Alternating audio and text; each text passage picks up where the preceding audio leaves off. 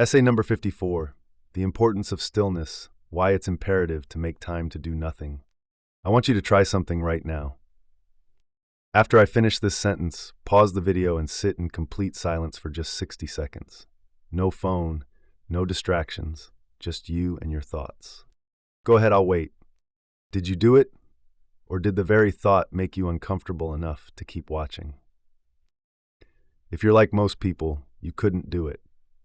And here's the disturbing part, you're not alone. In a study from the University of Virginia, over 700 people were asked to sit in a room alone with their thoughts for just 6 to 15 minutes. They gave them one option, a button that would deliver an electric shock if they wanted out. 67% of men and 25% of women chose to shock themselves rather than sit quietly and think. We would rather experience physical pain than be alone with ourselves. Let that sink in. We live in a world that has weaponized productivity against us, where being still feels like failure, where doing nothing feels like betrayal. We've been conditioned to believe that if we aren't constantly moving, constantly producing, constantly proving our worth through measurable output, we're wasting our lives. But here's what nobody's telling you. This obsession with constant motion isn't just exhausting us. It's literally rewiring our brains to self-destruct. Today we're going to talk about why stillness isn't just nice to have, it's essential for survival, and why the most productive thing you can do might be absolutely nothing at all. Let's start with the lie we've all been sold. Somewhere along the way, we decided that human worth equals human output, that rest is laziness, that stillness is stagnation. We created a culture where burnout is a badge of honor and exhaustion is a status symbol. Think about the last time someone asked how you were. Did you say busy? Of course you did. We all do. Because busy means important, busy means valuable, busy means we matter. But notice something interesting about what we consider doing something. It only counts if other people can see it, if it can be measured, posted, proven. The quiet work of existing, of thinking, of simply being human, that doesn't make the cut. We're so opposed to being with ourselves that we've lost the ability to recognize that being with ourselves is doing something crucial, something that every human being before the Industrial Revolution understood intuitively. Here's what's actually happening when you're doing nothing. Your brain isn't idle. It's in what neuroscientists call the default mode network. And in this state, your brain is actually working harder than when you're actively focused on a task.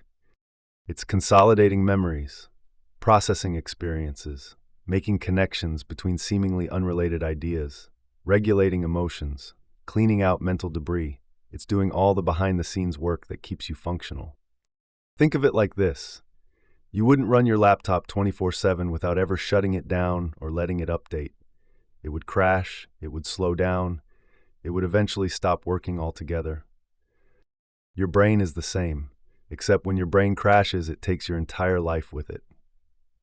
When we don't allow ourselves stillness, when we push through exhaustion and wear our sleep deprivation like a medal, we're not heroes. We're slowly destroying the very machinery we need to exist.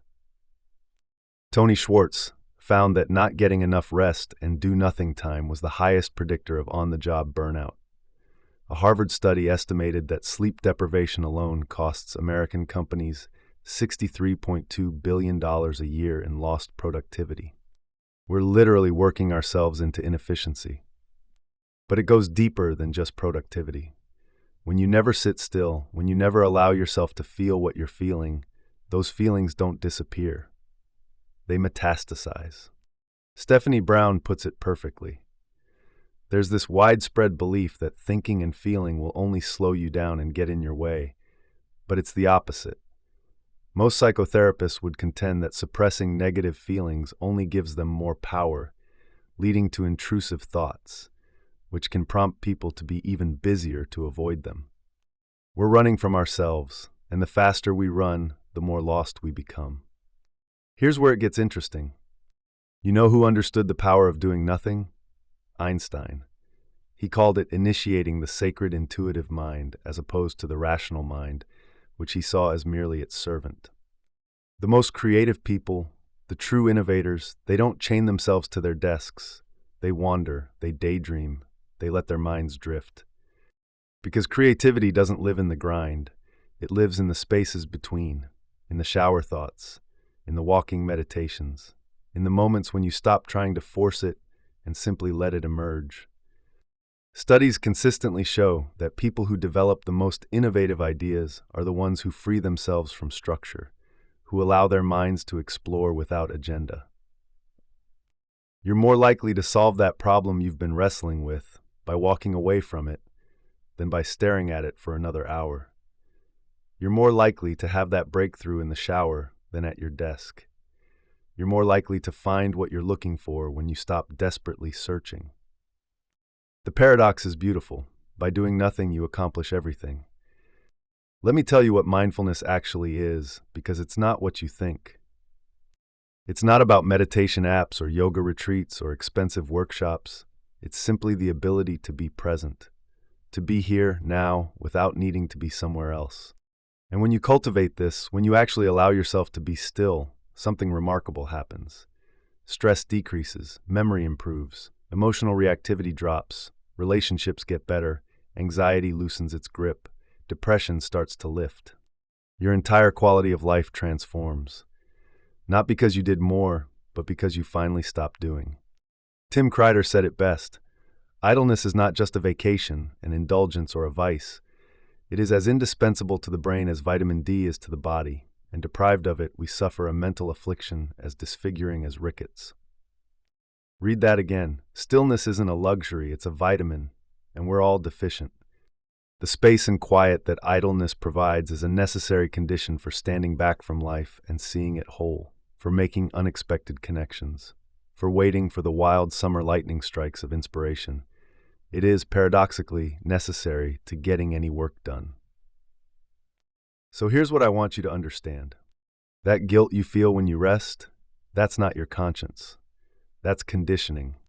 That anxiety when you're not productive, that's not motivation, that's manipulation. That fear of stillness, that's not weakness. That's a culture that profits from your exhaustion. Human beings are not designed to be constantly expending energy. We're designed for rhythms, for cycles, for periods of action followed by periods of rest. This isn't weakness, it's wisdom encoded in our DNA. Every ancient culture understood this. Every religious tradition has Sabbath. Every natural system has periods of dormancy. Everything in nature pulses between action and rest. Everything except modern humans. We're the only species trying to defeat our own biology, and we're losing. When you make time to do nothing, you're not taking a break from your life. You're actually living it. When you allow yourself to be still, you're not being lazy. You're being human. The work will still be there when you return to it, but you'll be different, clearer, stronger, more creative, more capable, more alive. Here's my challenge to you. This week, schedule nothing. Put it in your calendar. Treat it like the important meeting it is, a meeting with yourself. No agenda, no goals, no productivity metrics, just time to exist. Start with 15 minutes if that's all you can manage. Sit with yourself. Let your mind wander. Don't judge what comes up. Don't try to control it. Just be. It will be uncomfortable at first. You might feel that urge to reach for the shock button, your phone, your to-do list, anything to escape the terrifying prospect of your own company. But stay with it, because on the other side of that discomfort is something we've almost forgotten exists: peace, clarity, the simple, radical act of being human.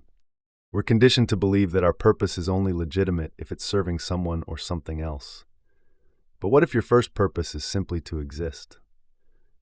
What if the most important thing you do today is nothing at all? In a world that never stops moving, stillness is rebellion. In a culture that demands constant proof of worth, rest is resistance. In a life that pulls you in 1,000 directions, doing nothing is everything. So stop, right now, even just for a moment.